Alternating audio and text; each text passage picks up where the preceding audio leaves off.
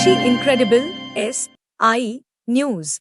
इस वक्त की बड़ी खबर गोरखपुर से आ रही है, जहां आशा बहनों का प्रदर्शन जारी है। उनकी मांग है कि नियमित मानदेय और राज्य कर्मचारी का दर्जा मिले। जनपद गोरखपुर में आशा बहनों ने अपनी विभिन्न मांगों को लेकर धरना प्रदर्शन किया। जिलाधिकारी एवं मुख्य चिकित्सा अधिकारी को संबोधित ज्ञापन के माध्यम से उन्होंने अपनी समस्याएं और मांगे सरकार तक पहुंचाने की अपील की। आशा कार्यकर्ताओं ने कहा कि उन्होंने मातृ एवं शिशु मृत्यु दर में कमी लाने, पोलियो उन्मूलन और कोविड-19 महामारी के दौरान अपनी जान जोखिम में डालकर महत्वपूर्ण योगदान दिया। फिर भी सरकार उनकी मेहनत का उचित सम्मान नहीं कर रही है। जिला अध्यक्ष नीता पांडे, जिला महासचिव पप्पी तिवारी, जिला कोषाध्यक्ष उर्मिला सिंह, जिला महामंत्री रीता सिंह और अन्य ब्लॉक अध्यक्षों ने कहा कि जब तक मांगों का समाधान नहीं होता, धरना जारी रहेगा। उन्होंने चेतावनी दी कि अगर सरकार ने ध्यान नहीं दिया तो वे दिल्ली तक कूच करेंगे और वहीं वार्ता करेंगे। गोरखपुर से इस वक्त हमारी मौजूदगी डीएम कार्यालय पे है। हमारे साथ कुछ लोग यहाँ पे मौजूद हैं, चलिए इनसे बात करते हैं। दीदी, आपका नाम? चंदा यादव, ऑल इंडिया आशा बहु राष्ट्रीय। दीदी, क्या मामला है कि आज इतना बड़ा संगठन लेके आप डीएम कार्यालय पे आई हुई हैं? हम इसलिए आए हुए हैं कि पिछले 4 महीनों से हम लोग का भुगतान नहीं हुआ था। जो हम लोग काम करते हैं, हमको मानदेय वेतन नहीं मिलता है।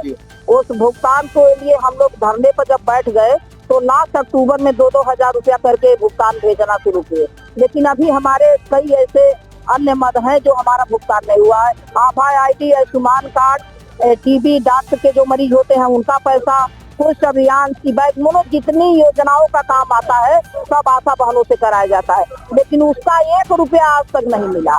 प्रधानमंत्री योजना में पिछला जो महिलाओं का 55,000 जो रुपया मिलता है वो लाभार्थी का पैसा नहीं मिला, न तो आशा का मिला।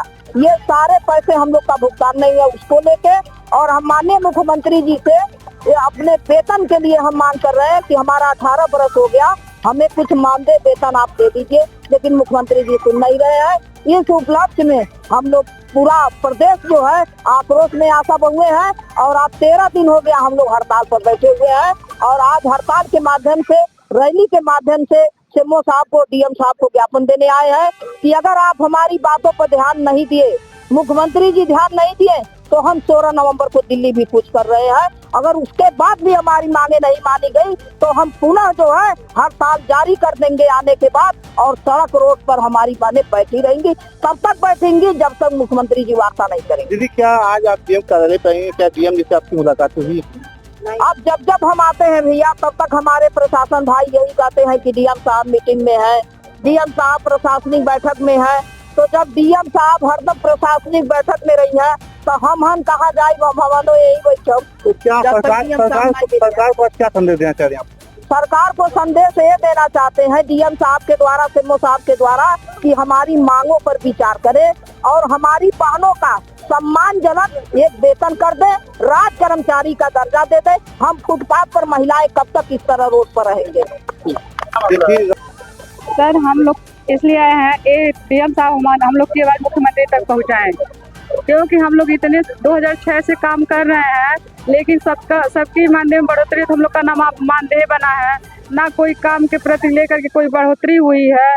बस हम लोग यही चाहते हैं समान कार्य समान वेतन हो, और हम लोग को राज्य सरकार की दर्जा दी जाए। हम लोग का एक अस्थायी पेमेंट किया जाए जो टुकड़ों में आता है। बस हम लोग मुख्यमंत्री जी से यही चाहते हैं। आप क्या कहते हैं? सर, हम भी लोग भी प्रोत्साहन रखना ही चाहिए, हम लोग को अस्थायी किया जाए। वो भी नहीं मिल रहा है, प्रोत्साहन राज जो है वो भी नहीं मिल रहा है, वो भी कट के आ रहा है। ना हम लोग दस्तक कर रहे हैं उसका आ रहा है। हम लोग इतना काम करते हैं, कोई भी पैसा नहीं आता है, और नहीं हम लोगों की 4 महीने का एक भी पैसा है कि दिवाली, छठ, सारे कार्यक्रम बीतने के बाद भी हम लोगों का भुगतान जो भी है 2000 प्रोत्साहन राशि मिलती है, वो हम लोगों को त्योहार खत्म होने के बाद हुआ। इस बात से हम लोग बहुत पीड़ित हैं। अभी बहुत सारे भुगतान बाकी हैं, जैसे फैलेरिया का, सीबीआई का, दस्तक का, संचारी का, और बहुत सारे पैसे बाकी हैं। अभी जेसवाई का भी भुगतान बाकी है, लेकिन हम लोग मजबूर हैं इस बात के लिए कि किसी मंत्री नेता का तनख्वाह नहीं रुकता है, लेकिन 2000 पाने वाली आशा बहुओं का पैसा क्यों रोक दिया जाता है। हम इस बात से बहुत पीड़ित हैं, और ये मुख्यमंत्री के गृह जनपद में है, इसलिए हमें बहुत दुख है इस बात का। और चारों तरफ होता है कि हम महिलाओं का सम्मान करते हैं, क्या हम लोग महिलाएं नहीं हैं? क्या हम उनके घर की बहू बेटियां नहीं हैं?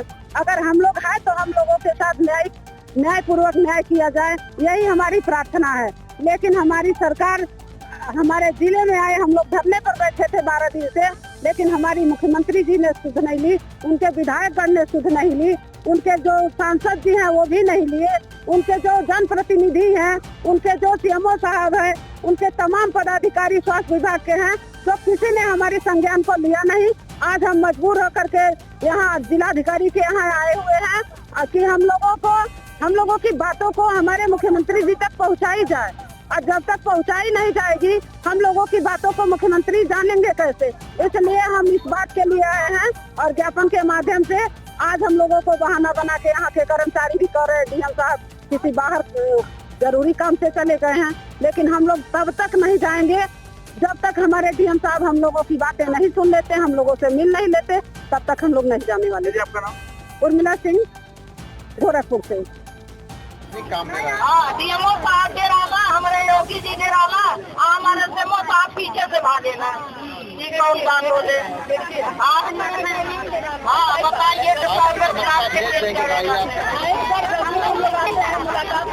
डीएम साहब, अभी हम डीएम साहब से मिले नहीं है साहब, अब चाहते हैं 2 मिनट का समय डीएम साहब हमको दे दें, हम उनके जिले की बहने हैं, वो हमारे अधिकारी हैं, हमको समझ चाहिए, हम हमारी मुलाकात डीएम साहब से करवा दीजिएगा सर। हम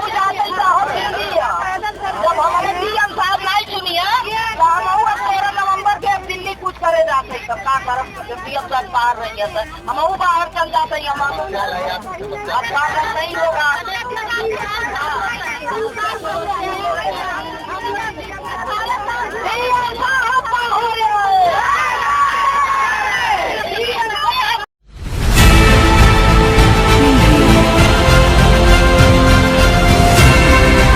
और नीचे जो वो सब्सक्राइब का बटन है ना, उसको हिट करो, जल्दी से करो सब्सक्राइब।